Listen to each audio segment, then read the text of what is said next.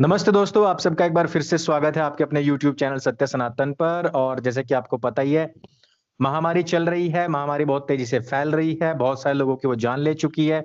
उसी महामारी के चलते हमने भी ये प्रिकॉशन लिया है, क्योंकि हमारे साथ में एडिटर और कैमरा पर्सन सभी साथ रहते हैं, तो ये मास्क हम लगा कर के रखें। ये ना समझें कि मेरे साथ में कोई बुर्के वाली भी है, तो इसी वजह से मैंने भी चेहरे के ऊपर हिजाब लगा कर के रखा हुआ है। वैसे भी वैसे भी इन लोगों के द्वारा ये बात तो सिद्ध सिद्ध नहीं बल्कि प्रचारित-प्रसारित की ही जा चुकी है इनके द्वारा कि भई हमने तो पहले ही कहा था कि चेहरे को ढक लो और अभी भी लोग ढक रहे हैं। तो देखो हमारी कुरान ने तो पहले ही बताया था, हमारे धर्म ने पहले ही बता दिया मज़हब में कि चेहरे को ढक के रखो, नाक को ढक के रखो। तो इस वजह से कोई भी ये ना सोचे कि मैं इस्लाम को फ़ॉलो करते हुए ये चेहरा ढक रहा हूँ। तो अभी हमारे साथ में है, मुझे इनका नाम नहीं पता। आप अपना परिचय दें, लोगों को बताएँ आपका क्या नाम है? जय हिंद, नमस्ते। थैंक यू सो मच आपने आपके चैनल पे हमें लाइव लिया है। ये मेरा पहला लाइव है। मेरा नाम शबनम शेख है और मुंबई महाराष्ट्र में मैं रहती हूँ और मेरा यूट्यूब चैनल है राष्ट्रवादी शेरनी। और मुझे बहुत अच्छा लग रहा है आपके लाइव सेशन में आकर आपसे बात कर कर आपके ऑडियंस से बात करके। और थैंक यू।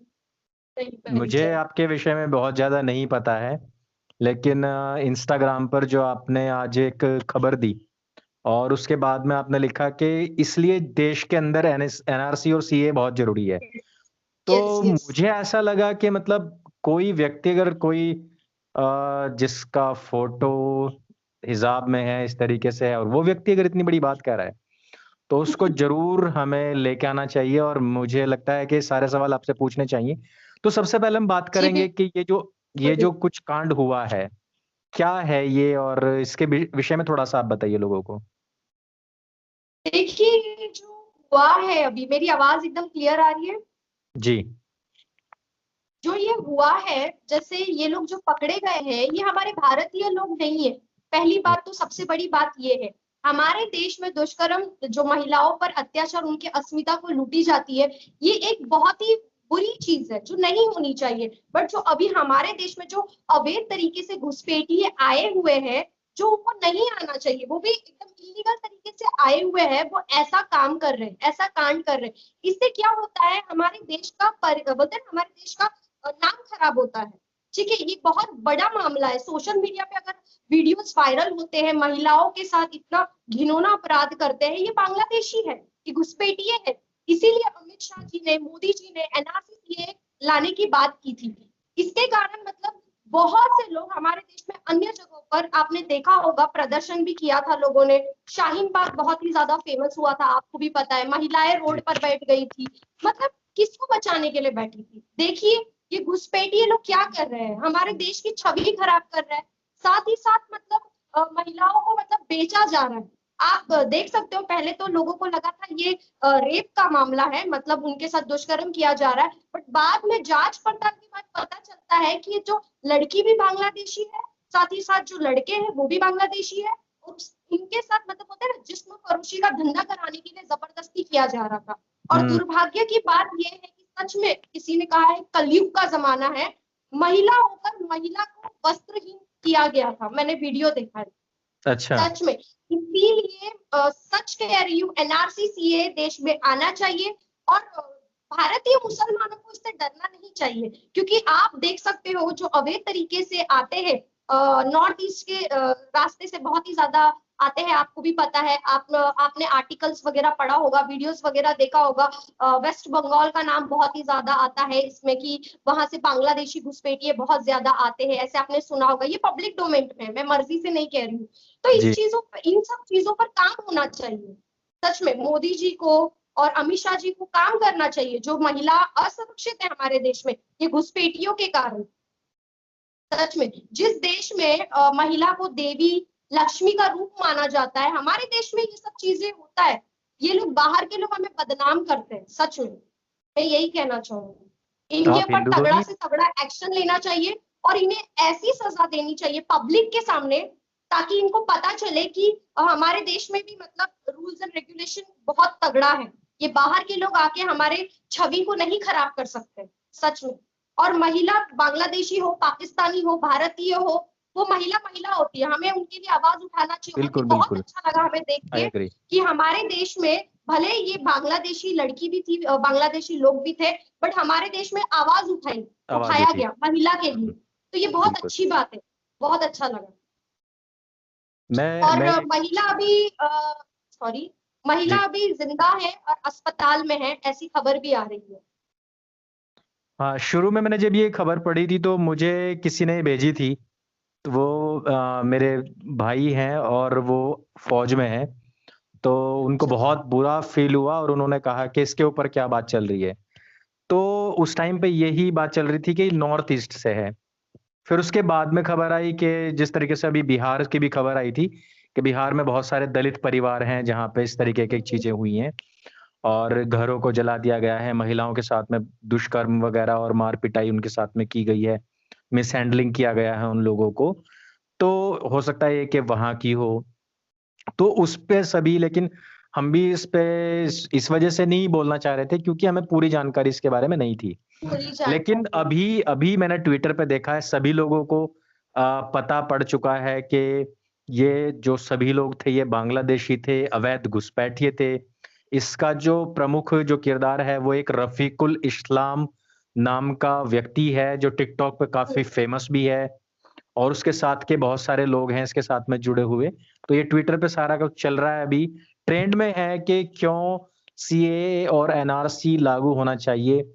तो मेरा सवाल ये था कि जस्ट आस्किंग कि आप हिंदू तो नहीं हैं कहीं आपने ऐसा कपड़े बदल लिए और बस कपड़े बदलने से कोई मुसलमान नहीं होता। मैं इसलिए पूछ रहा जो हूँ क्योंकि नीचे कमेंट आने वाले हैं और बहुत सारे लोग कहेंगे कि ये तो हिंदू है और कपड़े पहन के कोई मुस्लिम का मुसलमान नहीं लिबास बनता। पहना, देखिए मैं उनको यही जवाब देना चाहूंगी कि मोटा भाई को मैं अपना पेपर दिखा दूंगी, समय आने पे पता चल हुँ, हुँ। जाएगा। ठीक, ठीक, कागज ठीक, दिखाना पड़ेगा ना, तो उसमें पता ठीक, चल जाएगा। और नेक्स्ट टाइम अगर ठीक। ऐसा होगा तो अपना Aadhaar card, PAN card, voting card, ration card, birth certificate सब लेके बैठना पड़ेगा। पर क्योंकि मैं ये ये कहना ऐसे चाहता हूँ कि पूछेंगे। मैं ये कह रहा था कि अभी के कागज़ दिखाना, ऐसा ना हो आप पिछली 7-8 पीढ़ियों के कागज़ दिखाने लग जाओ, तो दिक्कत भी हो सकती है नहीं? दिक्कत हो नहीं, नहीं 7-8 पीढ़ियों का पेपर होता तो फिर मसला ही नहीं क्रिएट होता ना एनआरसी हुँ, सीएए का। लोग अपने आप ठीक। फिर समझ रहे हो आप? समझदार हो आप? नहीं, नहीं, इतना बिल्कुल, बिल्कुल। नहीं, पुराना पेपर होता था। मैं समझ सकता हूँ। नहीं, दिक्कत असल में यही हो रही है कि उन लोगों को भी समस्या ये नहीं है कि हमारे अब के कागज़ माँगे जा रहे हैं। समस्या आई थिंक ये है कि अगर हमारे 5-7 पीढ़ियों पुराने कागज़ माँग लिए, तो वहाँ से पता लग सकता है कि हम लोग सिर्फ़ बुर्का पहन के या टोपी पहन के ऐसे ही घूम रहे हैं, हम भी रामलाल थे। तो समस्या मुझे ऐसी लगती है कि ऐसा हो सकता है कि हो पीछे सकता है से कहीं मेरे न पास सम लिटरली मेरे पास इतने पुराने पेपर नहीं है, सच कह रही हूँ मैं। हुँ, ठीक, ठीक, ठीक। नहीं, नहीं, नहीं माँगे भी नहीं जाएँगे, माँगे भी नहीं जाएँगे और मैं इस बात को पहले दिन से कह रहा हूँ कि भारतीय मुसलमानों से नहीं माँगे जाएँगे। तो इसमें केवल उन लोगों को भगाने की बात थी कि भई जो बाहर से आते हैं। अभी आप हुँ, ये देखिए कि इस नाम में रफ़ीकुल इस्लाम है। इस्लाम यानी कि आप उस नाम को बदनाम कर रहे हो जिसको लेकर के 180 करोड़ लोग किसी विश्वास हुँ, के साथ में बैठे हुए हैं कि भई हम इस्लाम के अनुयायी हैं। और उस व्यक्ति ने जी, इतना गलत काम किया अपने देश की महिला के साथ में और हो सकता है वो उसके आस-पड़ोस की हो सकता है वो उसके चाचा, ताई, नानी, फूफी की हो, जैसा कि इसमें बताया जा रहा है कि ये एक राइवलरी की वजह से हुआ है और इन लोगों के साथ में मतलब जो लड़की है इसके साथ में कुछ पुरानी दुश्मनी भी है उसकी फैमिली के साथ में, तो हो सकता है फैमिली पर्सन हो कोई। तो उसके साथ हुँ, में अगर इतना बड़ा दुष्कर्म करा जा सकता है, अभी हैवानियत की अगर हम बात करें और हमने देखा है किस तरीके से भारत में भी बहुत सारे ऐसे दुष्कर्म आए हैं सामने कि दुष्कर्म के पहले और दुष्कर्म के बाद की जो हैवानियतें होती हैं, जिस तरीके से हमने निर्भया के केस में देखा था कि हैवानियत करने वाला एक 16 साल, 17 साल का लड़का बताया गया। तो ये जो हैवानियतें हैं, जो इनके पीछे का जो मानसिकता आती है, इस मानसिकता के पीछे कोई भी ऐसा व्यक्ति, जो कि एकदम अचानक से बस पहली बात वो घुसपैठिया हो और हुँ, दूसरी बात वो उस नाम वाला हो, जिस नाम वाले उस नाम वाले को प्रोटेक्ट करने के लिए शाहीन बाग करते हों। तो ये कितनी शर्मनाक बात है उन लोगों के लिए जो शाहीन बाग में कह रहे थे कि मुसलमानों की नागरिकता चली जाएगी। आज उन्हीं शाहीन बाग वालों के चेहरे पे थूकते हुए इस इन लोगों के गैंग ने ये कांड कर दिया है और वो कह रहे हैं खुल्लम-खुल्ला वो कह रहे हैं कि हम लोग इतने क्रूर हैं, हम लोग इतने निर्दयी हैं। हम लोगों के अंदर बिल्कुल भी दया भाव नहीं है। इवन महिलाओं का कोई सम्मान नहीं है। शाहीन बाग में सबसे ज्यादा महिलाएं बैठी हुई थी और ये खुद महिला है और उनकी फैमिली की लग रही है, नहीं तो उनके आसपास की तो होगी। वो खुद बता रहे हैं कि हमारी वकालत करने की कोई जरूरत नहीं है, लेकिन फिर भी क्यों भारतीय मुसलमान इस तरीके के स्टेप्स ले रहे हैं कि वो अपने देश के खिलाफ जा सकते हैं, लेकिन भैया हमने बांग्लादेश और म्यांमार वाले वाले लोगों के खिलाफ नहीं जाना। इस पर आपका कुछ इवन कहना है? नहीं तो मैं रोहिंग्यास के लिए भी आवाज उठाते हैं। आपको पता हम्म, होगा, आपको पता होगा रोहिंग्यास के लिए भी ये लोग मतलब प्रदर्शन करने लग जाते हैं रोडों पर। क्यों? हमारे देश में बहुत से मुद्दे हैं, उस पर प्रदर्शन करो उनको। हमारे देश में स्वच्छ भारत अभियान चालू है, आपको पता है कश्मीर में हुआ है स्वच्छ हम्म, भारत अभियान मोदी जी द्वारा किया बिल्कुल। गया है। घुसपैठियों अच्छा को ये वाला। आईवी जो अवैध तरीके से रोहिंग्यास रह रहे थे, ठीक है, उनको निकाला गया। उसी तरीके से बांग्लादेशी को भी निकालने का बहुत ही अच्छा निर्णय कार्य कर रहे थे। बट बहुत से लोग हैं जो उनको बचाना चाहते हैं। क्यों? उनके कारण हम भारतीय मुसलमानों का छवि खराब हो रहा है। हम क्यों हम्म, उनके कारण ये सब सहकेले? रोड पर यस। बैठना ये क्या है? उनको क्यों बचाया जा रहा? अच्छा चलो रोड पर बैठे ये तो ठीक है। मैं दूसरी बात ये पूछना चाहूंगी, कितने लोगों ने ट्वीट किया उस लड़की के लिए? आपने देखा जो हम्म, ट्वीट कर रहा था बिल्कुल। नो बड़ी एनआरसी बात। नो फलाना ऐसे ऐसे कर रहे थे, कितने लोगों ने इन घुसपैठियों के लिए इनके खिलाफ आवाज करना चाहूंगी। अभी खान सर है, खान सर देश के हित में वीडियो बनाते हैं, लोगों को अच्छी मैसेज देते हैं, वो एक गुरु है, ठीक है, वो शिक्षा देते हैं लोगों को। तो उनके खिलाफ फतवा जारी, इनको मार दो, इनको ये कर दो। एक ट्विटर हैंडल चलाते हैं वो, टीपू समथिंग नाम है उनका। वो ऐसी मतलब भाषा का इस्तेमाल करते हैं, इतना एक्सट्रीम हो जाते हैं, एक्सट्रीम लेवल पे गिर जाते हैं। तो उन्होंने भी ट्वीट नहीं किया उस महिला के लिए। तो मतलब हम्म, ये सब चीजें देख के क्या फील होता है? मतलब डर सा लगता है इन लोगों से कि इतना हम्म। हिपोक्रेट कैसे हो सकते हैं ये लोग? और जो एक रात दिन महिला अपनी की उम्मा की आवाज बात नहीं करते उठाते। हैं। सुनो, हम्म। बोलिए। जो रात दिन मुसलमान खतरे में है, मुसलमान खतरे में, क्या ये लड़की मुसलमान नहीं थी? क्या वो खतरे में नहीं है? या फिर जिस्म फरोशी में जितनी मुसलमान लड़कियों को अभी तक धकेला जा चुका है, क्या वो मुसलमान नहीं है? तो ये सारी बातें तो आएंगी ही, खैर। बोलिए। देखिए बात ये है कि जिस्म फरोशी की ये लोग बात करते हैं, उनको बचाना चाहिए था ना, बचाना चाहिए था। जिन लड़कों ने इतना घटिया कार्य किया था उस लड़की के साथ, उस महिला के साथ, वो भी तो एक महिला है ना, वो भी तो मुसलमान है, और जिसने उनके साथ किया वो भी तो मुस्लिम ही है। तो ये बिल्कुल, लोग मुस्लिम को डिफेंड क्यों करते हैं? जब उन्होंने गलत काम किया है तो उनके अगेंस्ट रहो। सही बोल रही हूँ ना मैं? बिल्कुल, तो बिल्कुल। इनके खिलाफ आवाज उठानी चाहिए। मैं तो देखो आवाज उठाती हूँ, महिला कोई भी हो, हिंदू हो, मुस्लिम हो, सिख हो, ईसाई हो, कोई भी किसी हो। भी देश की हो, अगर उनके साथ गलत होता है तो हम आवाज उठाते हैं, अपने सोशल मीडिया द्वारा ट्वीट करते हैं, वीडियो बनाते हैं, पोस्ट करते ही रहते हैं हम। हम क्योंकि भी यही महिला कहते की हैं कि इज्जत महिला बेटियां की इज्जत होती है। बेटियां सबकी साझी होती हैं, बेटियों में कोई बंटवारा नहीं है। और चाहे वो किसी की भी हो, लेकिन गलत अगर किसी के साथ भी हो रहा है तो हमें उसकी आवाज उठानी चाहिए। महिला के हम्म। ऊपर इतना अत्याचार हो रहा है और एक पूरे के पूरे गैंग का खुलासा इसमें हो रहा है कि ये कोई अकेली महिला नहीं है जिसको इसमें धकेला गया है। बहुत सारी लड़कियां हैं जिनको वहां से लाया जाता है और यहाँ जिस्म फरोशी में धकेला जाता है, पर कोई बोलने के लिए उस पर तैयार नहीं है। जो एक पूरी रिसर्च है, रिसर्च में ये बात सामने आई है कि जिस तरीके से जो माइग्रेट करते हैं यहाँ लोग, उनको बसाना चाहते हैं ये। और जिस तरीके से मैं बताता हूँ, जिस तरीके से फ़लस्तीन और इज़राइल युद्ध है, वो युद्ध यहाँ भारत में क्रिएट हो, क्योंकि वहाँ पर भी बाहर से आने वाले लोगों के द्वारा ही पूरा जो लड़ाई थी वो लड़ी गई थी, ना कि स्थानीय लोगों के द्वारा लड़ी गई थी। तो वहाँ पर जो कुछ हुआ था, जो वहाँ ज़मीन खोई है, उसको यहाँ ज़मीन को यहाँ हासिल करने की जो होड़ है, वो लगी हुई हम्म। है। उस तरीके की स्थितियाँ यहाँ पे बनी हुई हैं। और जहाँ तक मुझे लगता है कि जब तक भारतीय सरकार इन जो घुसपैठिए हैं, मैं सभी के लिए नहीं कह रहा हूँ, जो घुसपैठिए लोग हैं, उनके लिए वैसे रूल्स नहीं तैयार करेगी जैसे कि इज़राइल ने खुद ने किए हैं, तब तक भारत में घुसपैठ नहीं रुकेगी, क्योंकि वो एक भी घुसपैठी को वहाँ बर्दाश्त नहीं करते। वो क्या ऑलरेडी कहते हैं, भैया हमारे पास में हमने तो खुद की जनसंख्या नहीं बढ़ाई है इतनी, तो बाहर के लोगों को हम कहाँ रख लेंगे? जस्ट इमेजिन कि हमारे देश के अंदर जो 150 करोड़ के आसपास जनसंख्या हो चुकी है, इस जनसंख्या के ऊपर इतना सारा वैक्सीनेशन, इतनी सारी दवाइयाँ, इतने सारे मास्क और इतने सारे उनको कंट्रोल करना ही बहुत मुश्किल हो जाता है। किसी के 150 बच्चे हो जाएँ और वो माँ-बाप उनको क्या सँभाल पाएँगे? अब ऐसे नहीं करना मतलब हैं 150 भी एक के, मैं नाम नहीं बताऊँगा उसका, नहीं तो कुछ लोग ऑफेंड हो जाएँगे।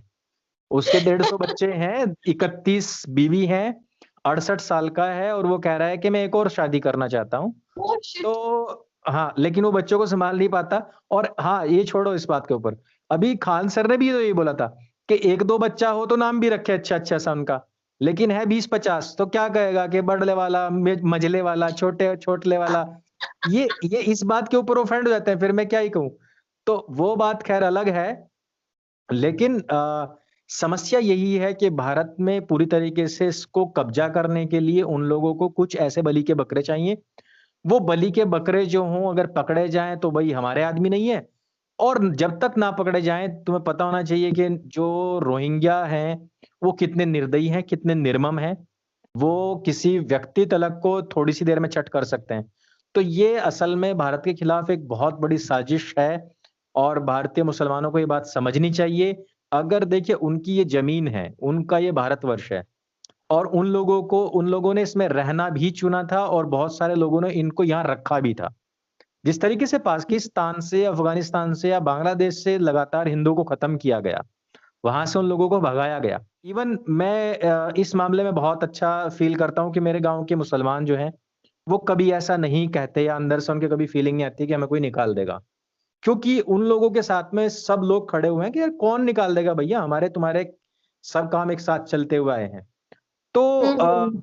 मैं ये मानता हूँ कि वो अनपढ़ लोग ज़्यादा पढ़े लिखे हैं और समझदार हैं कि वो ये और समझते हैं इस बात पढ़े-लिखे को। नहीं, एक्चुअली इनका ये हो जा रहा है ना, इनकी कुर्सी डगमगा रही है। इनका जो एक्चुअली धंधा है ना बंद हो जाएगा। एग्ज़ैक्टली यस, गरीबों से कोई लेना-देना नहीं है। अब एक मुसलमान जो गरीब व्यक्ति है, वो रोड पर सब्ज़ी बेच रहा है या फल बेच रहा है, उसे इन सब चीज़ों से कोई लेना-देना नहीं है, उसे कुछ नहीं लेना-देना नहीं पता है। है। बट ये हुँ, आवाज़ उठाया कौन किसके द्वारा जा रहा है? ये पॉलिटिशियन आवाज़ उठा रहे हैं। ठीक है? हुँ, ये इन लोग बरगलाते हैं लोगों को और पैसे दे कर के लोगों को ज़मीन पे बिठाते हो, शर्म आनी चाहिए यार। खुद शर्म आनी से चाहिए। प्रोटेस्ट करें तो बात अलग है। पैसे देकर भी हुँ, बिरयानी खिला करके ये लोग बिल्कुल। प्रोटेस्ट करवाते हैं, सच में। ये सब नहीं वो चीज़ें आप लोगों बिरयानी के सामने आई, आपको भी पता है। वो बिरयानी अभी दिल्ली के बॉर्डर पे बँट रही है और वहाँ दिल्ली के जितने भी बॉर्डर्स हैं वहाँ वहाँ ऑलरेडी ऑलरेडी वहाँ पहले ही इस तरीके के काम भी शुरू हो चुके हैं। तो ख़ैर हमने बहुत सारे विषयों पे बात करी और हमारा जो मेन फ़ोकस था वो इसी बात पे था कि हम बात करें कि ये बांग्लादेश का जो विषय है और एक ख़ास तौर पे एक हिजाब पहनने वाली कैसे लड़की ये बोल रही है कि भैया सीएनआरसी आना चाहिए। तो मुझे लगा कि हमने पूछना चाहिए और इस पे अगर कुछ सफल वार्ता हुई तो हम इसको पोस्ट भी करें यूट्यूब के ऊपर। लोगों को बताएँ कि सभी की मानसिकता इस प्रकार की नहीं है और लोगों को ये पता लगना चाहिए कि अच्छे के साथ में सभी हैं जिस तरीके से आज ट्विटर पे पूरा का पूरा एक स्टॉर्म है, जो लोग कह रहे हैं और जो जिनकी सॉलिडेरिटी उस लड़की के साथ में है, जिसके साथ में दुष्कर्म हुआ है, उस व्यक्ति के साथ में है जो खान सर है और जो अपने राष्ट्र की बात करता है। हमेशा ये नहीं होता है कि हम सभी लोग किसी मज़हब के खिलाफ हों या किसी कास्ट के खिलाफ हों। पर्टिकुलर कुछ लोग होते हैं जो हमेशा ही गलत के साथ खड़े होते हैं। अच्छे लोग हमेशा उन गलत लोगों के ही खिलाफ होते हैं, अच्छे लोगों के खिलाफ नहीं होते हैं। जी देखिए, आपने एक चीज़ नोटिस किया होगा हमारे देश में ना कुछ लोग बीजेपी का विरोध करते हैं। ठीक है, आप करो मतलब आप एक लोकतांत्रिक देश में रहते हो, आप कर सकते हो। बट आप देश का विरोध क्यों करते हो मोदी जी के विरोध में जा यस। करके? मुझे ये समझ में नहीं आता। एग्ज़ैक्टली मेरे को ऐसा एक्चुअली वही फ़ील होता है आपने कि उसका आंसर बीजेपी दे का दिया विरोध है। करते-करते आपने हुँ, उसका खुद ही आंसर दे दिया है कि वो लोगों की कुर्सी खतरे में है और कुर्सी खतरे में होने की वजह से उन लोगों को इस तरीके का ये करना पड़ता है और उन लोगों को खुद नहीं पता पड़ता है कई बार। एक कहावत है और उस कहावत के साथ मैं अंत करूँगा कि सौतन विधवा होनी चाहिए, भले ही मेरा खसम मर जाए। मुज़फ्फरनगर में हमारे यहाँ एक कहावत है कि हमारे यहाँ जो कहावत है कि पति मरना चाहिए, अच्छा, पति मर जाना चाहिए, भले ही मतलब दोनों विधवा हो जाए। तो उसको ये लगता ओह! है हाँ, तो वो उसको ये लगता है कि मेरी सौतन विधवा हो गई है। सौतन विधवा होनी चाहिए, भले मेरा पति मर जाए। तो सौतन हाँ, को विधवा देख के खुशी होगी। ये नहीं पता लग रहा है उसको समझ गई। कि वो खुद भी विधवा हो चुकी है। तो ये कहावत है और इसी कहावत को सिद्ध कर रहे हैं इस टाइम पे बहुत सारे लोग जिसमें कि कोई जी, पर्टिकुलर पर्टिकुलर किसी एक मज़हब के नहीं हैं। तो वो सारे मिली-जुली ब्रीड है। तो जैसे खैर मैं एक बात बोलना चाहूंगी, हमारे देश में ना पॉपुलेशन कंट्रोल बिल भी आना चाहिए। अगर हमको अच्छा, घुसपैठियों को रोकना है और ज्यादा पॉपुलेशन नहीं, देखो ये किसी मजहब के खिलाफ नहीं है, ये हमारे और आपके सभी के लिए, बिकॉज ऑफ आपको भी पता होगा कि अगर ज्यादा पॉपुलेशन बढ़ जाएगा तो लोग पेड़ वगैरह काटेंगे, खेत खलियान खत्म हो जाएंगे, लोग घर बांधेंगे, इंसान खाएगा क्या? आप ही सोचो ना, पॉपुलेशन इंक्रीज होगा तो पॉल्यूशन बढ़ेगा। आप ही सोचो, गलत चीजें हमारे देश में होगी, पैसों की कमी हो जाएगी, लोगों को आपके सर जॉब्स के नहीं ऊपर ना मिलेंगे। शैतान हावी हो चुका है, अब आप बातें बंद करो। शैतान हावी हो चुका है आपके ऊपर, आपके खिलाफ फतवे भी आ सकते हैं। ये आप पढ़े-लिखे लोगों जैसी बातें मत करो। सॉरी। पढ़े-लिखे लोगों जैसी बातें नहीं करनी चाहिए, ये तो सब कुछ देन है।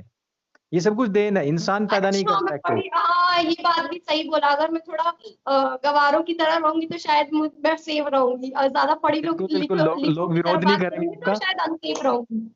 लोग भी यस बिल्कुल विरोध नहीं करेंगे आपका। आपको ये बात समझनी पड़ेगी कि कोई भी व्यक्ति के हाथ में नहीं है बच्चा पैदा करना। ये देन है, ये ऊपर से ही आते हैं, तय होके आते हैं। भले ही देखो हमारे स्रोत खत्म हो जाएँ, पानी खत्म हो जाए, हमारा अन्न खत्म हो जाए, हमारे पास में शिक्षा के इतने विद्यालय ना रहें, भले ही हमारे पास में जॉब देने के लिए ना हो, लेकिन जनसंख्या बढ़ाई जाए क्योंकि ये एक गैर इस्लामिक कंट्री है। आप खुद कम-कम बच्चे पैदा कर रहे हैं। पर भारत के मुसलमानों की एक अलग ही थ्योरी है कि उनको बच्चे पैदा नहीं करता है वो, बल्कि ऊपर से ही कहीं से आते हैं। तो ख़ैर अरे बाप रे। आपके आपके इतने सारे विचार मिले और आपने इन सब बातों पे बातें की हैं। बी सेफ और इसी तरीके से आप ब्लंटली अपनी बातें कहते रहें।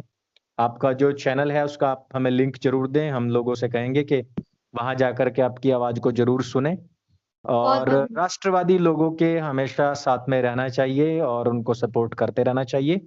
बहुत-बहुत धन्यवाद आपका भी। बहुत बहुत धन्यवाद, आपने हमें आपके चैनल पे जोड़ा, ये मेरा पहला लाइव था आप ही के साथ। बहुत बहुत धन्यवाद।